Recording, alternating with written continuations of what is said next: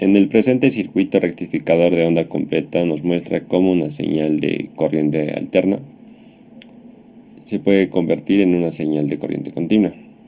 El rectificador de onda completa de corriente alterna primero rectifica y luego suaviza, y quien se encarga de convertir es el puente de diodos que vemos aquí, con el nombre de BR1, y quien se encarga de, después de suavizar estas ondas sinusoidales, es el capacitor, que es el que vemos aquí con el nombre de C1, que se encarga de suavizar esos rizos o picos que nos muestran la señal, que no la hace netamente lineal, pero esto depende de la capacidad del mismo capacitor, de su valor de microfaradios, actuando como un filtro, almacenando carga en el pico más alto de la señal y liberándola cuando el voltaje disminuye o desciende, reduciendo las variaciones en la salida. Es como un acumulador hidráulico, algo así. Tiene el mismo método de trabajo, bueno, similar. Y la simulación se hizo en este caso en un programa eléctrico. Aquí podemos ver. La onda roja es la onda de entrada, que es nuestra onda sinusoidal de corriente alterna, y la señal azul es la de salida, que como ya había mencionado no es una señal netamente lineal, pero ya es una señal unidireccional, y ya eso dependiendo de los microfaradios que tenga nuestro capacitor. Pero en sí este circuito muestra cómo es que se puede convertir corriente alterna en corriente continua, ya que tenemos un puente de diodos que en sí está conformado por 4 diodos ubicados estratégicamente como unas válvulas check hidráulicas que hacen que la señal sea unidireccional. El capacitor es el que suaviza esos tipos picos en nuestra onda unidireccional, y la resistencia en este circuito es la que se encarga de entregar una corriente más uniforme.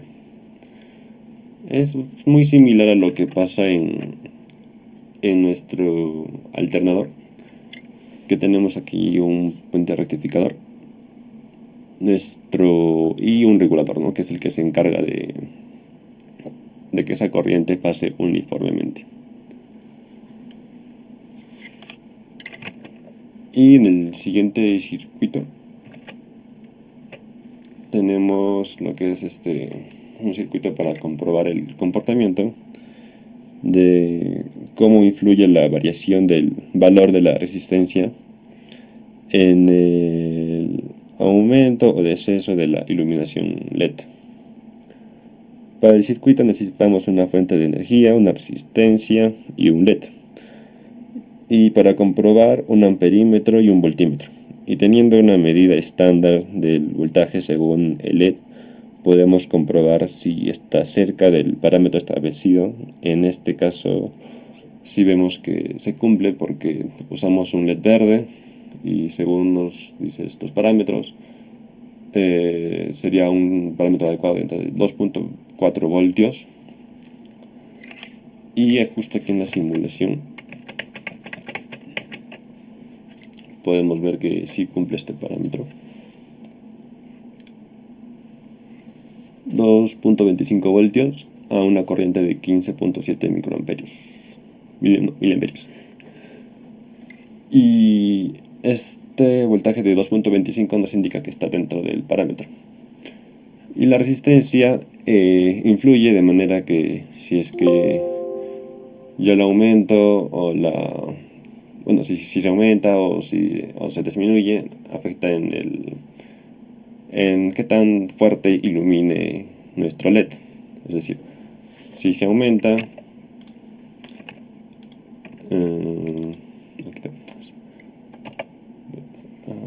Si le ponemos, por ejemplo, un valor de 300 ohmios, lo que sucede con el LED es de que en realidad se enciende, pero no con tanta fuerza, por así decirlo, o no brilla tanto, por así decirlo. Y eso es lo que influye en la resistencia en el LED. Ahora, si se disminuye, de nuevo, como tenía un valor hace un momento de 180, o podemos verificar que el LED enciende con mayor fuerza a lo que estaba antes. Y eso es en sí lo que ocasiona, bueno, lo que influye una resistencia en un circuito de un LED. Y esto puede ser dependiendo, si es que es, en este caso la resistencia 180 y para un voltaje de una fuente de 5 voltios estaría bien. Esto se tendría que evaluar con la ley de Ohm para ver si es que el voltaje excede y pueda dañar el LED, o si es que es muy bajo para tener a un LED apagado, o muy bajito como habíamos mostrado hace poco. Y esto lo podría, bueno, y esto se aplica en sí para, por ejemplo, un equipo de mina, si es que para ver si es que cuando se ve, ¿no?, el LED muy bajo, podría ser un problema en la resistencia del sistema eléctrico de luces.